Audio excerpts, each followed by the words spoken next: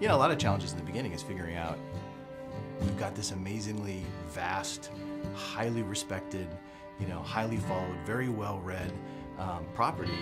How do you bring that to a game and do it justice? There are so many different things within the books that were clearly had to be a certain way.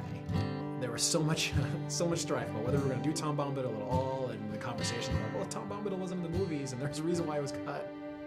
We had a very strong belief on what we thought was going to make this story great. It's such a long road to get to where we are today, and there are so many different things that I can look at now and say, that was definitely the right decision, and Tom Bombadil was definitely the right decision. So at launch, it was, you know, we had 8 regions. We kind of worked our way through the Shire. We ended up in Angmar. You know, it was a, we thought, huge world at the time. In fact, I think at the time it was one of the largest pieces of landscape ever released for a game. Eyes and ears and hearts and minds and everything opened up to us to see how we addressed, you know, how do you do a story in this world? You know, we can't be Frodo, right? I mean, these are the things that people thought the game was going to be, that I could be Frodo and I'm going to run through Middle-earth. You know, we had to get them to understand what our take was, that we were allowing you to tell your own story within Tolkien's story.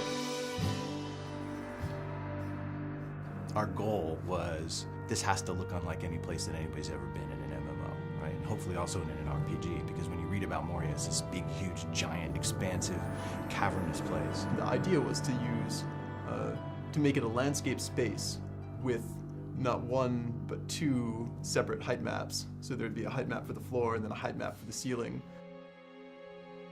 That was something we'd never done before, doing the vast landscapey interior dungeon. It's really hard without a date file and without having sky and clouds and sun and all the colors that brings in. And you could have 2 stretches that have the same grass pattern, the same little huts, and you swap out sunny blue sky for crazy red, green, shimmery, evil thing, and it totally changes the look and feel. Not having that in Moria, it was much more challenging, yeah.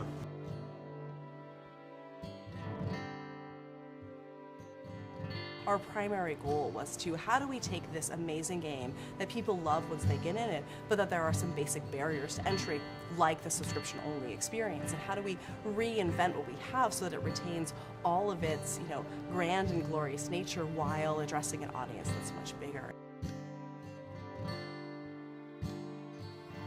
We are standing on a mound of content that is, you know, almost 10 years old, going back to when we first started early development of the Turbine. I think it's a credit to the early architects of the game that we're able to, you know, continue to add on to it and grow it and do remarkable things. Coming into Rohan, we have a totally new space. We have a totally new way of playing across it. And I think that being able to go out onto these vast plains and ride your war steed and challenge these, you know, mounted bands of marauders, I think we've come to a whole new chapter in Middle-earth. This is where the War of the Ring begins. At a high level, we're sort of, the training wheels are coming off, we're out of Eriador, we're, you know, east of the Misty Mountains, into the very epic, action-oriented portion of the fiction. And being able to tell that story is extremely exciting.